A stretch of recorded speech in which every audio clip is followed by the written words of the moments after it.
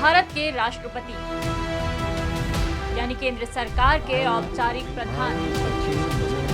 लेकिन आजादी के बाद अगर इंदिरा गांधी और अटल बिहारी वाजपेयी की चली होती तो भारत के राष्ट्रपति के पास भी अमेरिकी राष्ट्रपति की तरह ही शक्तियां होती। मंडे मेगा स्टोरी में जानिए भारत ने क्यों पार्लियामेंट्री सिस्टम अपनाया और अंबेडकर से लेकर गांधी ने क्यों देश में यूएस की तरह राष्ट्रपति सिस्टम अपनाने की पैरवी की।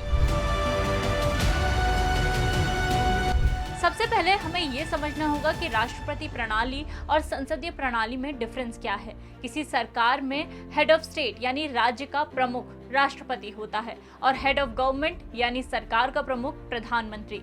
राष्ट्रपति प्रणाली ऐसी लोकतांत्रिक प्रणाली है जिसमें राष्ट्रपति और प्रधानमंत्री एक ही व्यक्ति होता है, जिसे ज्यादातर देशों में सीधे जनता ही चुनती है। वहीं संसदीय प्रणाली में राष्ट्रपति और प्रधानमंत्री दो अलग अलग व्यक्ति होते हैं। ना ही पूरी पावर एक जगह सेंट्रलाइज होती है और ना ही राष्ट्रपति का चुनाव सीधे जनता करती है।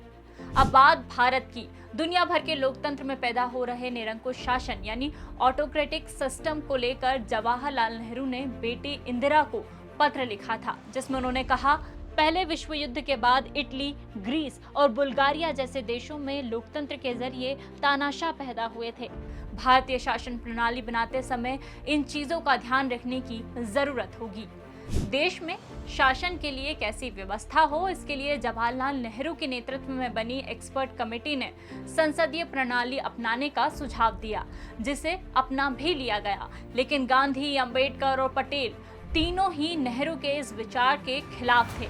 संविधान सभा में ड्राफ्टिंग कमेटी के अध्यक्ष रहे भीमराव अंबेडकर ने संसदीय प्रणाली को अंग्रेजी सरकार की गुलामी की मानसिकता बताया और यूनाइटेड स्टेट्स ऑफ इंडिया का कॉन्सेप्ट दिया।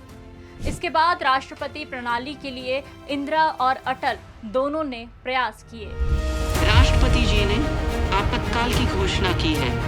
1976 में इमरजेंसी के दौरान इंदिरा गांधी राष्ट्रपति शासन प्रणाली लागू करना चाहती थी। इंदिरा के इस सपने को अंजाम देने के लिए उनके चचेरे भाई बीके नेहरू कई नेताओं से भी मिले थे। ऐसे ही राष्ट्रपति प्रणाली के बारे में अटल बिहारी वाजपेयी ने कहा था, क्या भारत में ब्रिटिश संसदीय व्यवस्था फेल हो गई है? क्या हमें दूसरी शासन प्रणाली के बारे में सोचने की जरूरत है? अब हमें राष्ट्रपति प्रणाली के गुणों पर चर्चा करने से हिचकिचाना नहीं चाहिए।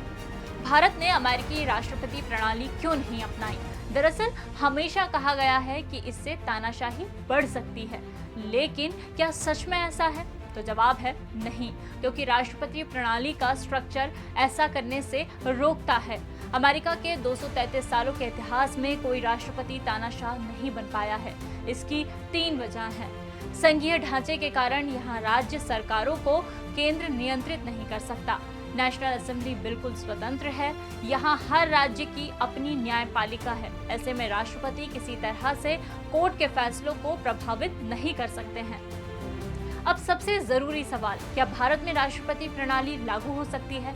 तो इस बारे में सुप्रीम कोर्ट की 13 जजों की बेंच ने केशवानंद भारती और केरल सरकार के केस में साफ किया है कि संविधान के बेसिक ढांचे में बदलाव नहीं हो सकता है।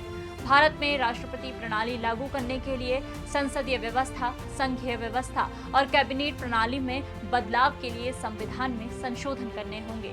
तो ये थी देश के पार्लियामेंट्री सिस्टम अपनाने पर मंडे मेगा स्टोरी। और भी ऐसे ही वीडियोस के लिए जुड़े रहिए दैनिक भास्कर ऐप पर, क्योंकि सच करीब से दिखता है।